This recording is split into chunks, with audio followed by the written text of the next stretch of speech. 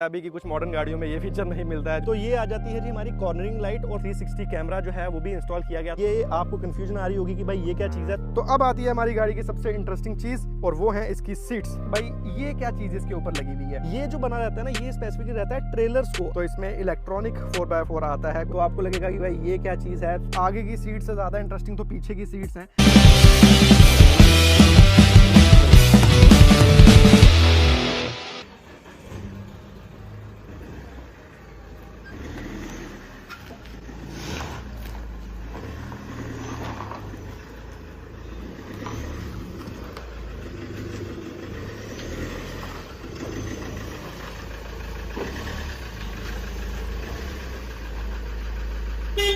So hello everyone, good evening. मैंने इस channel पे कब्जा कर लिया है। अरे भाई ये सब चैनल पे ही कब्जा हो जाता है मतलब। आज ये चैनल की वीडियो भी मैं स्टार्ट करूंगी। मैंने सब चैनलों पे कब्जा कर दिया है एकदम। जोक से पार्ट तो क्या है, अभी 3-4 दिन हो गए अपनी गाड़ी लाए हुए। तो मम्मा क्या है कि दिन को उनको लेकर गए थे, बिजी थे। तो एक ये वीडियो था, मेरा बड़े देर से मन था, जिस दिन ली थी उसी दिन से मन था कि मुझे ये वीडियो बनानी है।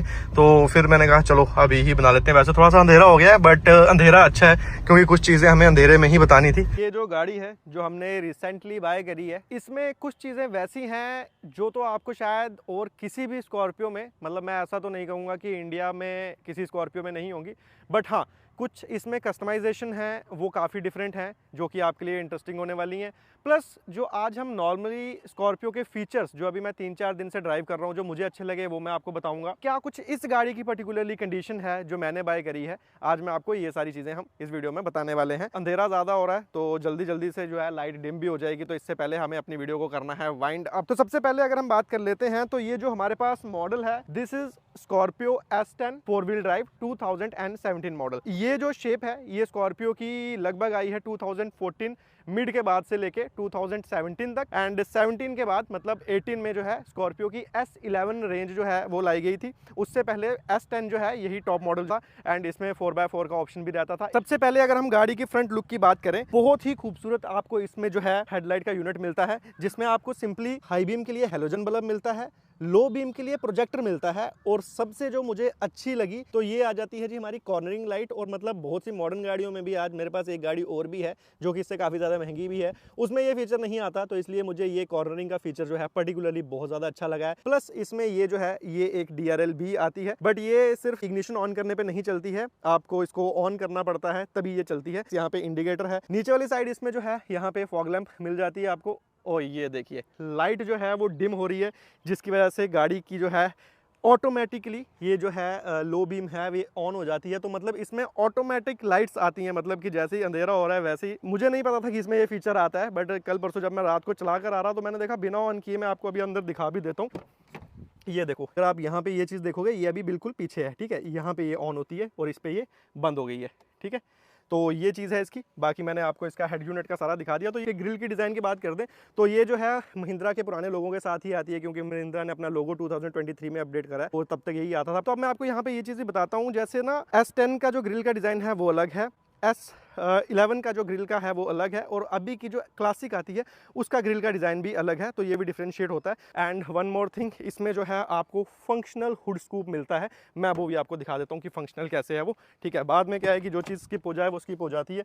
चलो मैं एक बार दिखाता हूँ आपको। फंक्शनल हुड स्कूप के साथ साथ आपको एक और चीज़ भी हम दिखा देते हैं कि भाई इसमें जो है बॉनेट शॉकर्स भी मिलते हैं, ठीक है। और ये भी एक अच्छा फीचर है, हालांकि इसके अभी पर्टिकुलरली थोड़े से ख़राब हो रखे हैं, बट ये भी एक अच्छा फीचर है। अभी की कुछ मॉडर्न गाड़ियों में ये फीचर नहीं मिलता है। और ये देखो फंक्शनल हुड स्कूप है, क्योंकि इसका जो इंटरकूलर है ये यहाँ पे ऊपर दिया गया है। अदरवाइज जो अब वाली क्लासिक आ रही है उसका इंटरकूलर जो है वो यहाँ पे आगे पे दिया गया है, और उसका जो हुड स्कूप है वो सिर्फ मतलब दिखावे का ही है, लुक्स के पॉइंट से ही है, फंक्शनल नहीं है। बट इस वाली में जो है हुड स्कूप आता है फंक्शनल। ये यहाँ पे आप इंटरकूलर देख सकते हो, तो ये एक चीज़ भी इंपॉर्टेंट थी आपको बताने वाली। DRL काफ़ी ज़्यादा प्यारी लगती है इसकी ये वाली। उसके बाद हम आ जाते हैं गाड़ी के साइड प्रोफाइल पे। अगर स्कॉर्पियो का लुक्स का तो सारे फैन है ही हैं, उसमें तो मुझे कुछ कहना नहीं है, और जो इसका ब्लैक कलर है मुझे उस पर भी कुछ नहीं कहना है। यहाँ पे आपको M-Hawk जो इसका इंजन टाइप है उसकी एक बैजिंग मिल जाती है, प्लस ऑरेंज कलर का इंडिकेटर है। अभी वाली में ये जो है मतलब आपको ट्रांसपेरेंट मिलता है। और उसके बाद जो एलॉय के डिज़ाइन की हम बात कर लें तो अब यहाँ पे मतलब कुछ चीज़ें जो हैं वो मेरे ओपिनियन के ऊपर ही हैं। जैसे ये जो S10 के एलॉय का डिज़ाइन है ये मुझे सबसे अच्छा लगता है अभी तक की स्कॉर्पियो की सारी सीरीज़ में। जो S11 का एलॉय है ना उसमें कोई डिज़ाइन नहीं है, कोई कटिंग नहीं है, वो बड़ा एक सिंपल बेसिक सा अलॉय है। और जो अभी वाली S11 क्लासिक आती है उसमें अलॉय को डुअल टोन कर दिया गया है, बट डिज़ाइन वही पुरानी S11 वाला ही है। बट यहाँ पे आप S10 में देखें तो इसमें काफ़ी सारे एलिमेंट्स हैं। जैसे देखिए यहाँ पे ये कटआउट बनाया गया है, थोड़ा सा यहाँ पे बीच में कटआउट दिया गया है। तो मतलब ये चीज़ मुझे ये वाला डिज़ाइन सबसे अच्छा लगता है। और ये जो है ये 17 इंच का अलॉय आता है। बाकी टायर्स इसमें अपग्रेड किए गए हैं, 1.5 लाख गाड़ी चल चुकी है, तो साथ वाले टायर तो ऑब्वियसली नहीं है, इसलिए हम उन पर बात नहीं करेंगे। और ये कुछ साइड प्रोफाइल है। मिरर जो है इसमें हमारी गाड़ी में 360 कैमरा जो है वो भी इंस्टॉल किया गया था। अभी के लिए वो फंक्शनल नहीं है, बट हाँ यहाँ पे ये जो है 360 कैमरा किया, प्लस इसमें इंडिकेटर वगैरह मिरर में कुछ नहीं आते। और ये ऑटो फोल्डिंग फीचर के साथ नहीं आते हैं, इसे ऐसे ही फोल्ड करना पड़ता है और ऐसे खोलना पड़ता है। ऊपर की साइड हम बात कर लें तो स्कॉर्पियो में आपको मिलती है फंक्शनल रूफ रेल। वैसे तो ये क्या है कि लुक्स के पॉइंट से बहुत ही ज़्यादा प्यारी लगती हैं, बट स्कॉर्पियो की चीज़ें सिर्फ लुक्स के पॉइंट से नहीं है, वो प्रैक्टिकलिटी पे भी बेस्ड है। तो इस पर अगर आपको कुछ कैरियर माउंट करना है, अपना रूफटॉप टेंट माउंट करना है, तो आप सीधी क्रॉस बार्स लगा के इस पर माउंट कर सकते हैं, कोई दिक्कत वाली बात नहीं है। उसके बाद हम आ जाते हैं गाड़ी के पीछे वाली साइड। ठीक है, तो पीछे वाली साइड आपको क्या क्या देखने को मिलता है, अब हम उस पर बात करेंगे। Defogger, wiper and wiper washer भी। ठीक है, ये यहाँ से आपको दिख रहा है अगर वाइपर वॉशर। अगर हम इस गाड़ी की टेल लाइट्स पे बात करें, महिंद्रा ने जैसे जैसे स्कॉर्पियो की जनरेशन चेंज करी है तो टेल लाइट्स की डिज़ाइन में कोई चेंज नहीं करा। बट हाँ, जैसे इसका जो है इसका आउटर कवरिंग जो है ये ट्रांसपेरेंट है और अंदर वाली साइड आपको ये डी शेप जो है रिंग्स दी गई हैं। ठीक है, और यहाँ पे स्कॉर्पियो की बैजिंग मिलती है। क्लासिक में ये पूरे का पूरा रेड कर दिया गया है।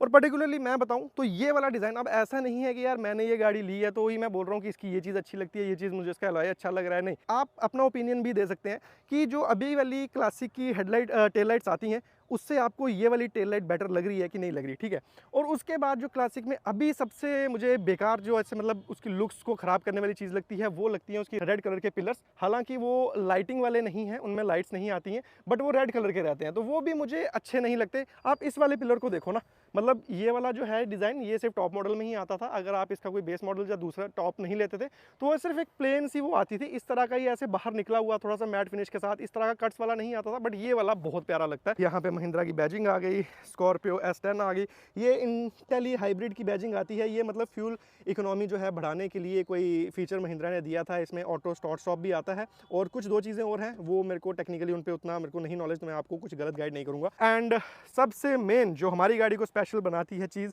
वो है इसका 4 व्हील ड्राइव। हालांकि इस पे महिंद्रा जैसे अपनी थार बार पे तो 4x4 लिखता है, 4x4 लिखता है, बट यहाँ पे इन्होंने 4 व्हील ड्राइव लिखा गया है। हालांकि 4x4 and 4 wheel drive same ही चीज़ है, कोई फर्क नहीं है। बट ये वाला शायद थोड़ा सा एस्थेटिक लगता है, छोटा है साइज में भी महिंद्रा ने इस वजह से दे दिया होगा। पीछे वाली साइड आपको बम्पर में मिलते हैं पार्किंग सेंसर्स प्लस कैमरा। सबसे इंटरेस्टिंग चीज़ जो है हमारी गाड़ी को, जो कि हमारी गाड़ी की पहचान है, वो है इसका टोइंग हुक। ठीक है, तो ये टोइंग हुक का मैं बहुत बड़ा फ़ैन था, बहुत टाइम से ढूंढ रहा था एंड फाइनली मुझे ये गाड़ी मिली इस टोइंग हुक के साथ। ये वाला हुक यहाँ पे भी मिलता है, इस पे भी नीचे कुछ कलाकारी हुई है, उसमें मैं बाद में आता हूँ।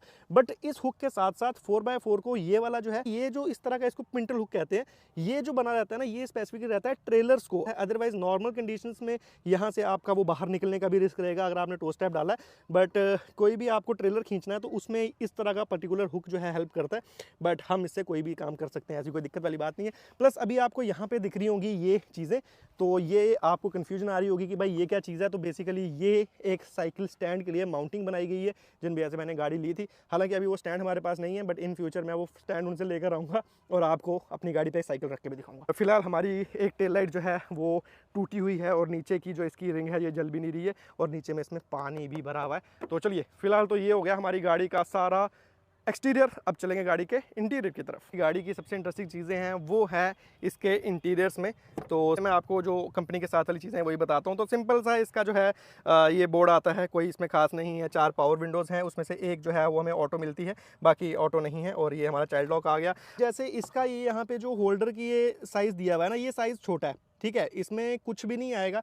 तो ऑब्वियसली आप यहाँ पेपर वगैरह या कपड़ा वगैरह डालोगे तो महिंद्रा ने ये यहाँ पे दिया हुआ है ताकि आप इसमें अपना पेपर डाल दो और वो पेपर अंदर की तरफ गिरे ना। ठीक है, तो ये है कि अगर इसका साइज़ छोटा है तो उन्होंने ये रोप देके उसको कवर करने की कोशिश की है।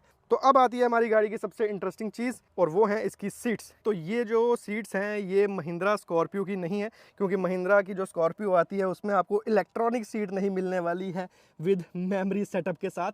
तो ये बेसिकली इसमें आफ्टर मार्केट सीट्स डाली गई गई हैं एंड ये डाली गई हैं स्कोडा सुपर्ब की सीट्स। बहुत ही ज़्यादा कंफर्टेबल सीट्स हैं। मुझे नहीं पता कि स्कॉर्पियो की स्टॉक सीट्स का फील कैसा है, क्योंकि मैं तो इन्हीं सीट्स का फील ले रहा हूँ। और ये इलेक्ट्रॉनिक सेटअप के साथ आती हैं एंड ये इलेक्ट्रॉनिक सीट्स चारों हैं। मैं पीछे की सीट्स भी दिखाऊंगा। जैसे हाइलक्स में हमारे पास सिर्फ एक इलेक्ट्रॉनिक सीट आती है कंपनी की तरफ से, बट इसमें उस साइड वाली भी इलेक्ट्रॉनिक है। प्लस आपको एक थोड़ी सी कंफ्यूजन लग रही होगी, बहुत से लोगों को पता भी होगा, बट अगर जिनको नहीं पता तो भाई ये क्या चीज़ इसके ऊपर लगी हुई है, तो ये हमारा है सीट वेंटिलेशन प्लस मसाजर। ठीक है, काफ़ी बेसिक और सिंपल सी चीज़ है। इसमें आपको कुछ कट वट नहीं करना है, सिंपली ये देखो यहाँ पे ऐसे लगा हुआ है ना, इसको आपको अपनी सीट पे बिछाना है और ये इसका यहाँ से वेंटिलेशन है।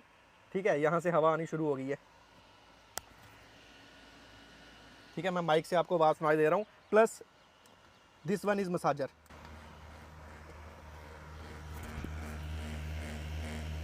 और इसकी जो वायरिंग है वो आप सॉकेट में सीधा डाल सकते हैं, बट भैया ने इसकी वायरिंग जो है वो डायरेक्ट कर रखी है, तो जो कि एक प्लस है। तो ये यहाँ पे फ्रंट की दोनों सीट्स पे कर रखा है, तो ये इस गाड़ी की एक स्पेशल चीज़ है। बाकी इलेक्ट्रॉनिक सीट्स पूरी तरह से वर्किंग है। ठीक है, मैं आपको पीछे करके भी दिखा देता हूँ। बढ़िया है, स्कोडा सुपर्ब की सीट्स हैं, बहुत ही कंफर्टेबल हैं। ये तो आ गई बात सीट्स की। उसके बाद हम देखते हैं तो इंटरफेस गाड़ी का बहुत ही प्यारा है। क्रूज कंट्रोल इसमें आपको मिलता है, बाकी म्यूजिक सिस्टम के कंट्रोल्स आपको यहाँ पे मिल जाते हैं। यहाँ पे आपको मिरर्स की एडजस्टमेंट मिल जाती है, फ्यूल लिड आपका यहाँ से ओपन होगा, पीछे का डिफॉगर आ गया एंड हेडलाइट्स की आपको एडजस्टमेंट मिल जाती है। ये सिस्टम भी इसका स्टॉक है, ये कंपनी की डिस्प्ले ही इसमें आती है। माइलेज यहाँ पे दिखाता है, रेंज दिखाता है, टायरट्रॉनिक्स दिखाता है, reverse camera, alert, service info. Like ठीक है यार, ठीक है। ऑटोमेटिक एसी आपको मिल जा रहा है और 5 स्पीड जो है ये ट्रांसमिशन आता है। जो S11 आई थी वो 6 स्पीड के साथ आई थी, बट इसमें जो है 5 ही गियर आते हैं। This thing is the most important चीज़, इस गाड़ी को सबसे खास बनाती है इसका ये 4x4 का गियर नॉब।